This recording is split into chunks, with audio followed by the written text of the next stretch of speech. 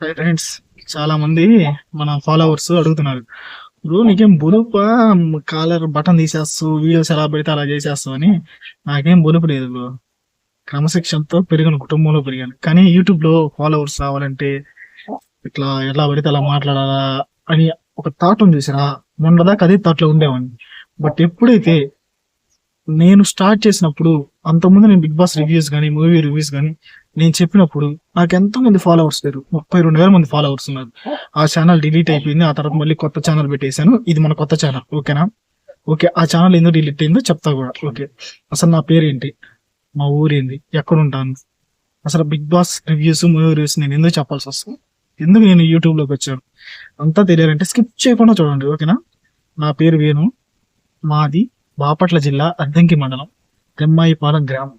మా ఊర్లో ఎలా ఉంటుందంటే, ఏదన్నా మనం చేద్దాం అనుకుంటే ప్రతి ఒక్కరు మా ఎగతాలు చేసేవాళ్ళు. అంటే ఎంకరేజ్ చేసేవాళ్ళు అయితే ఎవరు లేరు. ఆ చిన్నప్పటి నుంచి నేను అవి పడతానే ఉన్నా.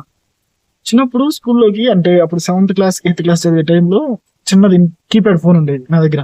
అది తీసుకుని మా స్కూల్లోకి వెళ్ళి రికార్డ్ చేసేవాడిని. యూట్యూబ్ లో పెట్టేద్దాం, మనం కూడా పాపులర్ అయిపోదాం. లేకపోతే నన్ను ప్రతి ఒక్కరు ఎగతాలు చేస్తూ ఉండేవాళ్ళు. నీకు ఏమొచ్చు, ఏం చేస్తావు, ఏం రికార్డ్ చేస్తున్నావు, ఏ పెడితే నీ వీడియోస్ ఎందుకు చూస్తావు, అట్లా చిన్న చిన్న మా దోస్తులు, నాతో ఉన్న వాళ్ళు, మా ఇంటి చుట్టుపక్కల అందరూ ఎగతాలు చేశారు. అప్పుడు ఆపేశారు. ఓకే, మనకేం రాదు, వదిలే, ఇప్పుడు కాదులే. ఆ తర్వాత మా ఫ్యామిలీ బ్యాక్గ్రౌండ్ అయితే పూర్ బ్రో. మేము, మా నాన్న అయితే ఆటో డ్రైవరు, అమ్మ అయితే పొలం పనికి అలా వెళ్తుంది. Very poor family. ఒక అన్న ఉన్నాడు, అన్న జాబ్ ట్రై చేస్తూ ఉంటాడు. మనం ఫుల్ బేవర్స్ ఇంట్లో, ఓకేనా? ఫుల్ బేవర్స్. మనది ఇంటర్ అయిపోయి స్కూలింగ్ మనది 8 వచ్చేసి ఇంటర్. అబ్బా, ఇంకా మంచి కాలేజీలో జాయిన్ అయిపోయాం, ఏదో సాధిద్దామని. ఇంటర్ అయిపోయింది. ఇంటర్ కూడా 8.8%, 80% తో బాగా పాస్ అయిపోయిన తర్వాత డిగ్రీకి వచ్చేసాం. మనకేమన్నా వచ్చా, మనకేమో చదివేమో ఎక్కట్లా. ఓకే, ఏం చేద్దాం? అప్పుడు మళ్ళీ డిగ్రీ ఫస్ట్ ఇయర్ లో ఇంట్లో వాళ్ళని అడిగి ఒక నార్మల్ మొబైల్ కొనుక్కున్నా. ఆ మొబైల్ షూట్ చేసామని, ఎడిటింగ్ చేసామని, బాగా కష్టం అయిపోయేది అంతా దాంట్లోనే. అక్కడ నేను డిగ్రీ ఫస్ట్ ఇయర్ లో స్టార్ట్ చేసా movie reviews, Bigg Boss reviews చెప్పడం. అప్పుడు మనకి 32,000 మంది సబ్స్క్రైబర్స్ ఉన్నారు. ఆ ఛానల్ నేను డిగ్రీ ఫైనల్ ఇయర్కి వచ్చేకి డిలీట్ అయిపోయింది. ఓకే, ఇప్పుడు చాలా డిప్రెషన్ లోకి వెళ్ళిపోయా. డిలీట్ అయిపోయింది, ఇప్పుడు మనం ఏం చేద్దాం? ఇంట్లో ఏమో అడగలేము. మళ్ళీ యూట్యూబ్ ఛానల్ పెడతాను, మళ్ళీ ఎలాగలా వీడియోస్ చేస్తానని చాలా 3 ఏళ్ళు కష్టపడ్డావు, యూట్యూబ్ ఛానల్ ఎగిరిపోయింది. మళ్ళీ ఎందుకు, నువ్వు ఏదన్నా జాబ్ ట్రై చేసుకో అన్నారు. ఇప్పుడు హైదరాబాద్ వెళ్ళా, కోచింగ్ చేద్దాం, ఏదో ఒకటి చేసేద్దాం, ఇంక యూట్యూబ్ కాదు, ఈ వీడియోస్ కాదు, ఇదంతా కాదులేని హైదరాబాద్ వెళ్ళా. అక్కడ కోచింగ్ తీసుకున్నాం. సెటిల్ అవుతుంది. కాకపోతే ఇంటర్వ్యూస్కి వెళ్తున్నాం, మనం జాబ్ ట్రై చేస్తున్నాం. జాబ్ వచ్చింది, జాబ్ చేసాం కొన్నాళ్ళు. ఆ తర్వాత ఇది కాదే మన ప్యాషన్, ఇది కాదే మనం ఏదో చేయాలనుకున్నామే, ఇది కాదు అని అనిపించి మళ్ళీ ఇంటికి వచ్చేసా. బ్యాగ్ అంతా సర్దుకొని జాబ్ రిజైన్ చేసి ఇంటికి వచ్చాను. ఇంటికి వచ్చి అట్లా కూర్చున్నా. నేనైతే ఇట్లా, నాకు బిగ్ బాస్ అంటే ఇంట్రెస్ట్.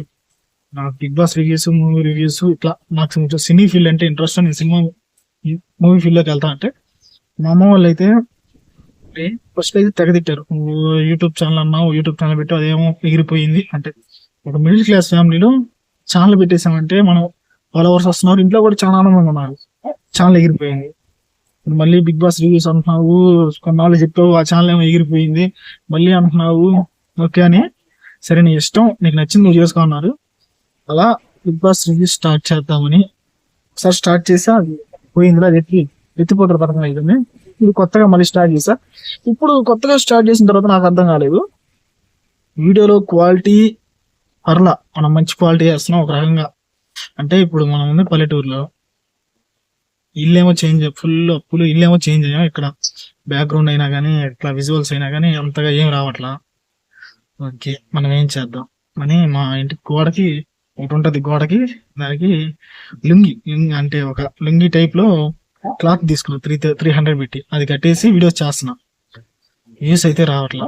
ఓకే, వ్యూస్ రావట్లా, మరి ఏం చేస్తే వ్యూస్ వస్తాయి? అందరు ఇప్పుడు యూట్యూబ్ ఛానల్ ఎదగాలంటే ఇప్పుడు చాలా మంది చాలా రకాలుగా చేస్తున్నారు. అలీకే చిట్టి వీల్స్ అట్లాంటి వాళ్ళు చాలా డిఫరెంట్ చేస్తున్నారు. మనమేమో అలా చేయలేం. మనం పుట్టిన విధానం డిఫరెంట్. అంటే వాళ్ళు ఏదో తప్పు చేస్తున్నారని కదా, మనం పుట్టిన విధానం, పెరిగిన విధానం వేరు. ఓకే, మనం ఏం చేద్దాం అన్నప్పుడు, మా బాబాయ్ దగ్గర ఒక ఓల్డ్ మొబైల్ ఉంది, OnePlus ఓల్డ్ మొబైల్. దాంట్లో సిమ్ వేస్తే పనిచేయదు. ఫస్ట్ దాంట్లో రికార్డ్ చేద్దాం వీడియోస్ అని.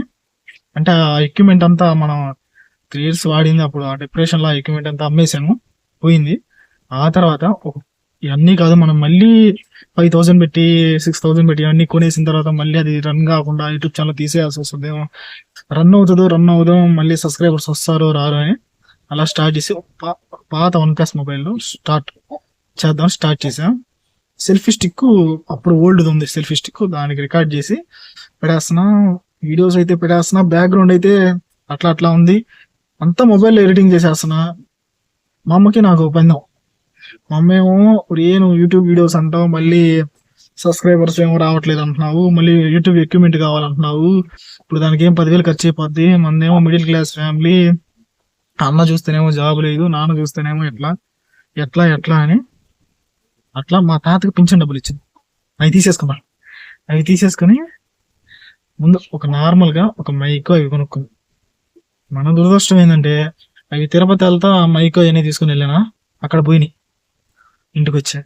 చెప్పా. ఇంక మా వల్ల కాదన్నారు. మా అమ్మ "ఏనండి బాగా, నీకు 1000 మంది సబ్‌స్క్రైబర్స్ కాదురా, ఫస్ట్ నువ్వు ఒక 500 మంది సబ్‌స్క్రైబర్స్‌ని తెచ్చుకో.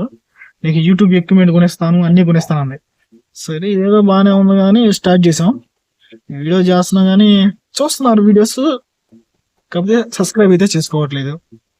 నేను చెప్పేదేందంటే, నేను ఎన్ని సార్లైనా పడి లేవడానికి రెడీగా ఉన్నా. మీరు ఇసుక్కున్నా, మీకు మన రివ్యూస్ నచ్చకపోయినా నేనైతే మిమ్మల్ని వదలను. మీరు నన్ను వదలరు. ఎందుకంటే మనం ఇంకా ఫ్యూచర్‌లో చెప్పే వీడియోస్ అన్నీ సూపర్‌గా ఉంటాయి. నీట్‌గా చెప్తాం. ఓకేనా? లైఫ్‌లో చాలా చూసా బ్రో. పడ్డా, లేచా, పరిగెడతానే ఉంటా. ఎక్కడ గివ్ అప్ ఇచ్చేదే లే. ఓకేనా? చూద్దాం ఏమైద్దో. ఇది ఒక మోటివేషనల్ స్టోరీయా, ఏదో స్టోరీయా కాదు. అంటే నా లైఫ్‌లో నేను పడ్డ అంటే పెద్ద స్ట్రగుల్స్ ఏం కాదు. కానీ చదువు అయిపోయి, కోచింగ్ అయిపోయి, జాబ్ చేసి కూడా అన్నీ వదిలేసి నేను మళ్ళీ నా పిచ్చి ప్యాషన్ ఏం చేయలేం. చూద్దాం, ట్రై చేద్దాం. గట్టిగా కొడదాం బ్రో. రివ్యూస్‌లో అయితే తగ్గేదేలే. ఇంకన్నీ మనం వదిలేసి ఇక్కడికి వచ్చేసాం. గివ్ అప్ ఇచ్చేదేలే ఫ్యూచర్‌లో. కొడదాం, గట్టిగా కొడదాం. ఒక ఆదిరెడ్డి, ఒక వేణు, ఒక శ్రీను 65 ఈ రేంజ్‌లో ఉండాలని నేను కోరుకుంటున్నా. కష్టపడదాం, చూద్దాం. మన స్టోరీ పెద్ద మోటివేషనల్ స్టోరీ కాదు. మీకు నచ్చితే ఒక లైక్ వేసుకోండి, ఒక షేర్ వేసుకోండి, ఒక సబ్స్క్రైబ్ చేసుకోండి. మన బీబీ తెలుగు.